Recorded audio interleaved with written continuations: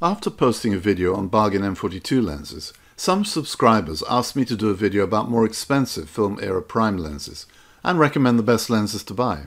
It's a good idea and I'm up for the challenge, but with so many highly regarded lenses out there, it's been a daunting task putting together this list, starting with fisheye lenses and going all the way through to telephoto lenses. I've included time tabs in the description, so you can go straight to one of these categories if you prefer. But before I start on the first category, a few words about the criteria I've used to select lenses and what I mean by the best lens. Obviously, given the title of the video, I'm focusing on M42 screw mount lenses. They're only one part of all the film era lenses available, but they are an important part, and they give us a tremendous range of excellent lenses to consider.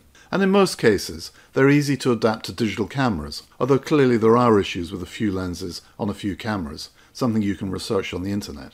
I've also included a few M42 related lenses, and I'll explain more about that with the specific lenses.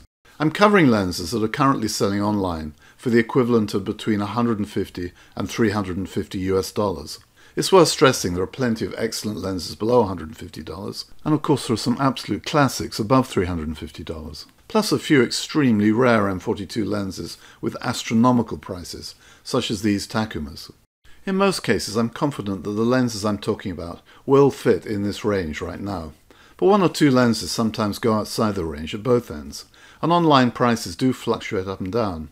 The online prices of a few of my original choices seem to be rocketing upwards, and I'll mention these lenses as well. But there are still bargains to be found, even with more price transparency, and it'll be very interesting to look at this video in a couple of years' time to see how the prices have moved. And talking of bargains, it's also important to mention value for money. The chance to use a really good old prime lens that costs a lot less than a top-of-the-range new digital prime is one of the reasons why many of us are drawn to old lenses. Nevertheless, not all the best old primes are great value for money these days, and some of the lenses are challenging and occasionally frustrating to use, not only because they're fully manual and slow, but also because the images need quite a lot of processing to bring out the contrasts and colours. I'm not going to give you a value judgment about whether each lens is worth the money it's selling for, because after all, they're selling for what the market will pay. And personally, I like the challenges of collecting and using old lenses. It makes photography more interesting, but sometimes even I'll admit it's better and easier to use a modern digital prime or zoom, and I'll point out where I feel it's hard to find really great lenses in specific categories. Thirdly, I've gone for lenses that have a great reputation from owners in formal reviews or comments on threads. These are lenses where owners have eulogized about the lens, and they know just how good a specific lens is compared to other lenses in a category, because they've tried other lenses. A great old lens's reputation isn't just based on its build quality or its optical performance, for instance its sharpness, color rendering, coatings and control of flare and aberrations. A great reputation is also based on a lens's character. Character is something that people like to see in old lenses, especially the more expensive old lenses. When you start spending serious amounts of money on an old lens, to the point where you're getting near the cost of modern primes and zooms, then character really does start to count. It's hard to provide a common definition of a lens's character. Is it a film-era look with a grainy appearance? Or is it great sharpness across the frame, but without that sometimes rather artificial digital high-definition look? And you can see differences in opinion across other areas, such as color rendering, the bokeh, and even how lenses flare in strong light. Ultimately, it depends on people's personal tastes. I'm not going to keep repeating ad infinitum that each lens is sharp and produces well-rendered images and so on, because that goes without saying for the best lenses. Instead, I'll focus on explaining the special character of each lens in its category. Fourthly, some of the best lenses are on the list because they're historically significant. They may not be absolutely top of the class in terms of optics or coatings or build quality. However, they're famous lenses, famous designs, and forerunners of other lenses, and that is what gives them an edge over other lenses. Finally, in terms of my own experience, there are lenses on this list that are personal favourites, in categories where I own a variety of different M42 lenses. But I don't own all the lenses on the list. In some cases I have no intention of buying specific lenses, even though I rate them highly from other people's reviews and photos. That's because I own lenses that I believe are even better, whether modern digital lenses or much more expensive old lenses. And this brings us on to the inevitable caveat and request. I'm bound to have missed some of the very best lenses you own, or come to conclusions that you don't agree with. Please let us know what you think in the comments below, and we can turn this into a more interactive video. So let's move swiftly onto the lenses, starting with specialist fisheye lenses. A fisheye perspective can be a lot of fun, especially on full-frame sensors, and on 1.5 times crop sensors, they turn into useful, wider-angled walk-around lenses. So it's great to have one in your bag. This is a category where modern digital lenses really do have a significant advantage. They're optimized for digital sensors, they have better coatings, and they're generally sharper across the whole frame. Furthermore, there are some pretty good value new digital fisheyes and ultra-wide lenses on sale that are not always particularly expensive. There are a handful of well-regarded old fisheye lenses in M42 mounts that are well worth considering in the price range, including the Zenitar 16 f2.8 fisheye and the Sigma 16 f2.8 Filtermatic fisheye. However, the pick here is the Fisheye Takuma 17 f4, and specifically the rarer super multi-coated version, because by reputation it's a superior performer to the others. Somebody recently described it as a killer lens. The multi-coatings give this lens a lovely colour rendering and good light flare control. The lens is superbly built and has 3 different built-in filters, UV, red and yellow. And the red and yellow filters are perfect for bringing out the best contrasts in black and white images. I mentioned better flare control, but one of the features of the lens that gives it a lot of character are the amazing flares it produces pointed at or near the sun. I'll be doing a detailed review of the lens separately, with more examples of these flares. Now on to ultra-wide-angle lenses. That's non-fisheye lenses up to 27mm. This is a category where I personally struggle to find old lenses that are better or more interesting than my new, not very expensive digital zooms, not to mention the fast ultra-wide primes sold today, to take one example by Sigma. One of my favourite film era lenses on film cameras was this Takuma 24 f3.5, but it just doesn't impress me so much on digital cameras, perhaps because I pixel peep a lot more. However, there are still some good old lenses to consider. One of the very best lenses here, the Westragon 24 f4, is now beyond the budget in M42 mount, and the excellent Takuma 15 f3.5 is also way out of the price range. It can cost $1,000 or more on a bad day. The Carl Zeiss Jena Flektogen 20 f2.8 is within the price range, and it's a beautiful looking lens capable of good results, but it's a lens that gets mixed reviews, with some users reporting a certain flatness and lack of contrast to their images. Indeed, mixed reviews seems to be the order of the day for this focal length, including the better rated lenses such as the Mamiya 21 f4, and even if you stretch the qualification criteria to include the Tamron SP Adaptol 2 17 f3.5, it's the lens that some people really like and others seem a little ambivalent about. So the final shortlist includes a super multi-coated Takuma 20 f4.5 and a Vivitar Tokina 17 f3.5. I've read more praise for the Takuma online, but neither lens stands up well to a lot of pixel peeping. If I had to make a choice between the two, I'd probably go for the Tokina with its wider angle of view. Now wide-angle lenses between 28 and 34mm. There are some good Vivitar, Meyer-Optik Girlitz and Pentacon wide-angle lenses in this category. The latter two brands, covering the same designs, produce lenses with some very eccentric bokeh, if that's your thing. And the super multi-coated Takuma 28 f3.5 produces lovely rendering and colours. And all these lenses tend to cost less than $150, which is good news. Specifically in the price range, one of the better lenses is the Fujifilm EBC Fujino SW28 f3.5. It has some strong supporters online who praise its centre sharpness, rendering, and what some people rather quaintly call its classical soft corners. In this walk-around lens category, starting with 35mm lenses, to me there are two clear winners. Firstly, the Carl Zeiss Jena Flektogen 35 f2.4. It'll be a popular choice as it has a lot of supporters online. It has the advantages of close focusing capabilities. It's sharp with rather nice bokeh. This is a strong advantage, particularly if you're using the lens as a surrogate fast 50 on a crop sensor. Then there's the Auto Takuma 35 f2.3, an extraordinary lens full of character.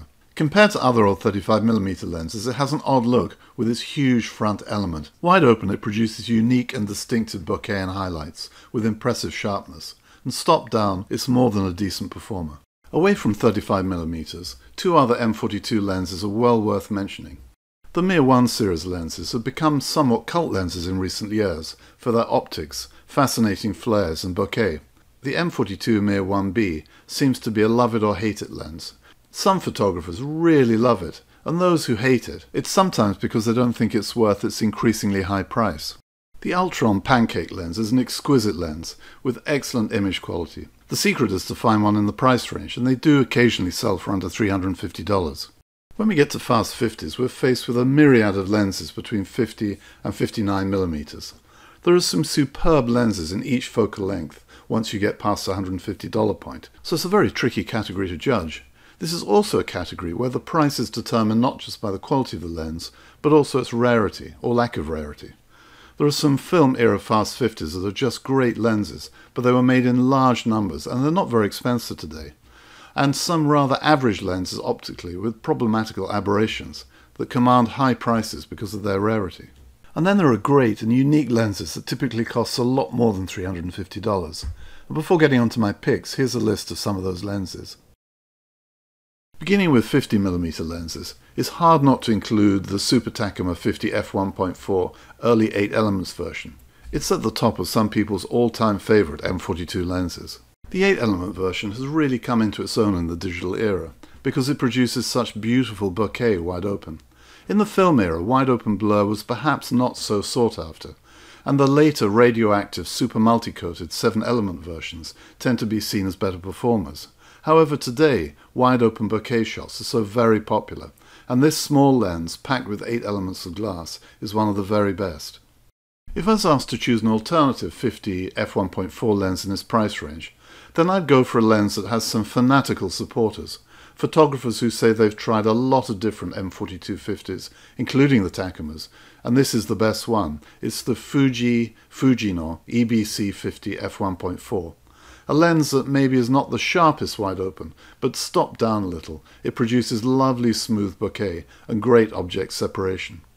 Not all the best fast 50 lenses are as fast as f1.4, and there are loads of really good lenses at f1.7 or slower, and many of these lenses cost considerably less than $150.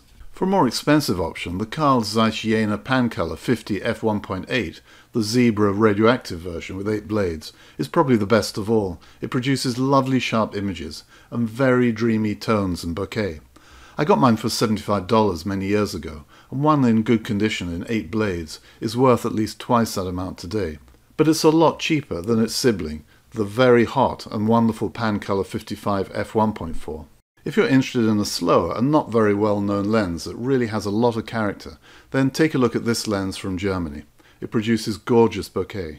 Moving on to the 55mm focal length, there's the Tomioka-made Auto Raikkonen 55 f1.4. It's another lens with some rave reviews online, as well as strong recommendations from below-the-line commentators on my channel, and you can see why by looking at the photos posted online. Tomioka have a kind of hold on the more expensive 55mm M42 lenses, including f1.2 lenses made for different brands. The f1.2s are well outside the price range, but there are other 55 f1.4 M42 lenses made by Tomioka, including the Auto Chinon, and almost certainly the Mamiya Secor and Sears as well. Away from Tomioka, a German lens I'd like to mention is this one. It has some dedicated owners, and it's the sort of West German lens that some people say is next in line to Leica lenses. The last group I'm covering in the fast 50s are 58mm lenses. Here one obvious candidate is the most expensive Helios 44 58 f2, the early silver 13-bladed version. Are they worth a large premium over the much more common 44-2? Well, with 13 blades rather than 8 blades, yes, they probably are, and they are simply lovely lenses. I'm very fond of my version, it's a peach. There are some other very interesting lenses in this focal length and in this price category, such as the unusual Sonor design Takuma 58 f2 and the old Biotar Red T 58 f2, the one with 17 blades packed into its tiny body and an incredible performer for its age. Both lenses are classic lenses, but the Biotar is the top choice.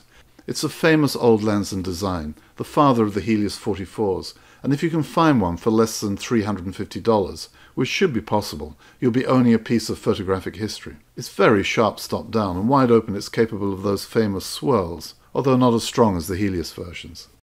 I'm splitting the macro category into different focal lengths, as manufacturers have historically made proper macro lenses everywhere between around 35mm and over 100mm. Perhaps the most conventional focal length is 50mm, where there are some wonderful old macros in M42 mount. My personal favourite amongst the more expensive lenses is the macro Takuma 50 f4, the early preset 1:1 version. It's sharp and colourful and a wonderful piece of engineering to use. At 55mm you could try the Fujinon EBC f3.5 macro, a lens with a strong following. Or if you really want to push the boat out, then take a look at the Mamiya Secor 60 f2.8 macro. I've seen these on sale for less than $350, and a lot more than the $350. Below $350 it's a great lens. At 90mm it's hard to look beyond the Tamron Adaptol 90 f2.5 macro.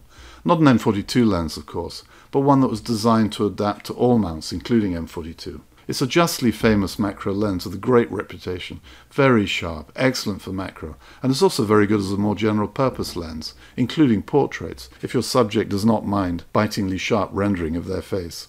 Finally, out of reach is this amazing lens from Germany. But there's a much more affordable Japanese Takuma 100mm macro, and it's no slouch in its own right. Now onto a category that includes portrait and short telephoto lenses. It's a category that includes a number of multi-bladed bokeh monsters, lenses with 15 or more blades. I'm including all lenses between 60 and 135mm here. In today's market, this category tends to be divided more simply between 85 or 135mm lenses. However, in the film era, there were many other good lenses produced at different focal lengths, such as 75, 90, 100 and 120mm. So I'll cover some of these focal lengths as well. There are some very famous and very expensive portrait lenses at 75 and 85mm focal lengths, and prices tend to fluctuate quite a lot for these lenses. One of the most famous, the Carl Zeiss Biotar 75 f1.5, is very expensive today, but there are other options. In terms of pure character, the biggest beast in this category is the Helios 40, the 85 f1.5, supposedly a derivative of the Zeiss. The early ones have M39 mounts, the later ones, the 40-2s, are M42 mounts. The prices of these lenses can easily top $350, although occasionally you can find them for less. Wide open, the Helios 40 produces beautiful images, not always, but sometimes including swirly bokeh in the right conditions. Owners have different views about how good the lenses are stopped down, with some complaining about the flatness of contrasts and colours. However, with some careful processing, the images can be stunning. If the cost is too high, you could opt instead for a Jupiter 9. This is an 85 f2 lens with 15 blades, and if you get a good copy, it could become one of your favourite lenses of all, especially if you like taking bokeh-rich images.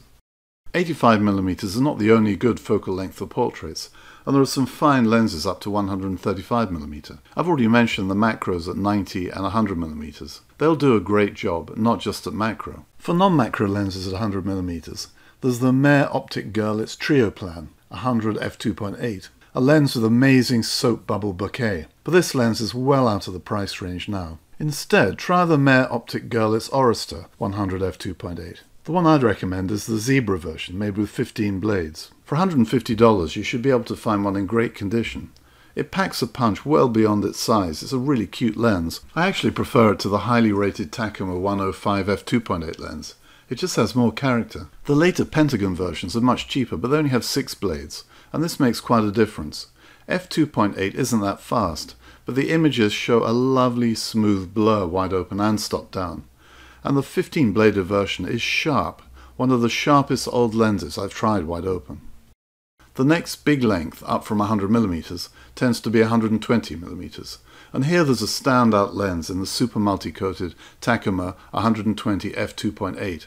It's a fine piece of glass, and not too rare. Make sure you get one with an original hood. Now onto the 135mm lenses. I've counted up all the different 135 lenses I can find online, and I've identified 151 lenses. That's a huge number to choose from, and many of these lenses are good lenses, so choosing the best is bound to be more than a little arbitrary. Even if you narrow the list down to some of the better-known multi-bladed bokeh monster lenses, it's still a hard choice.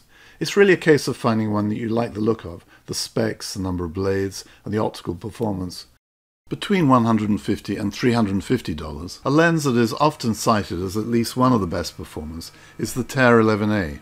It has 20 blades, and it produces excellent images wide open and stop down. Indeed, stopping down with all those blades is one of the joys of this lens. As with many of these old lenses, you may need to do some post-processing to bring out the best qualities of the images, but the raw materials are certainly there. In terms of the qualities of other expensive M42 135mm lenses, well, I'll leave that to you to comment and suggest your own favourites. I know it's a bit of a cop-out, but there are so many to choose from. The last category I'll cover is the long telephoto lens category. Again, it covers a wide range of different focal lengths. Indeed, here's a list of some of these focal lengths, and if you search each length, you can find old M42 lenses. It's not easy to narrow down a short list of lenses across all these focal lengths, so I'm going to cherry pick some of the more famous lenses in each category. At both 150mm and 180mm focal lengths, a series of lenses that have a good reputation are the Meyer-Optik Görlitz Telemegas f5.5. Like nearly all telephoto lenses, they benefit from being stopped down a little, and as relatively slow lenses they perform better when the subject in focus is not moving around very much. Fortunately, these lenses have a lot of aperture blades, 15 blades, so they produce nice background blur and highlights stopped down. Two highly regarded but very expensive lenses are the Carl Zeiss Jena Sonas, the Olympia 180 f2.8 and the 200 f2.8. Rather than the Sonas, there are Meyer and Pentagon lenses in this focal range and price range with reasonable reputations, and the Russian lenses, the Jupiter 21M and the Telemar.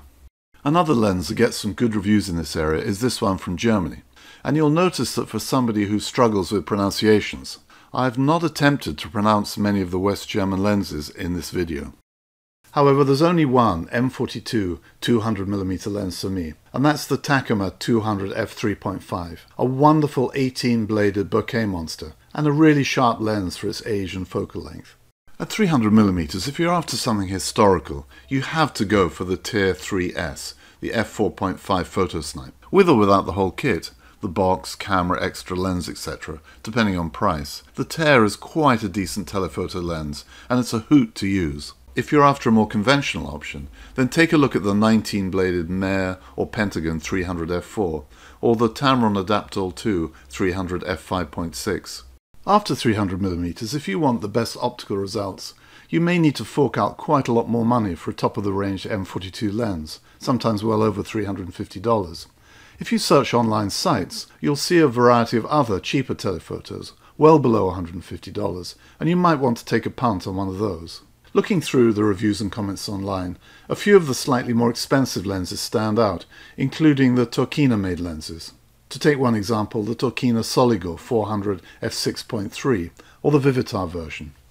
Then there's the mirror lens category. It's certainly a unique experience using M42 500 or 1000mm mirror lenses with their unusual donut or bagel bokeh. Here are two lenses that have some good reviews and photos online.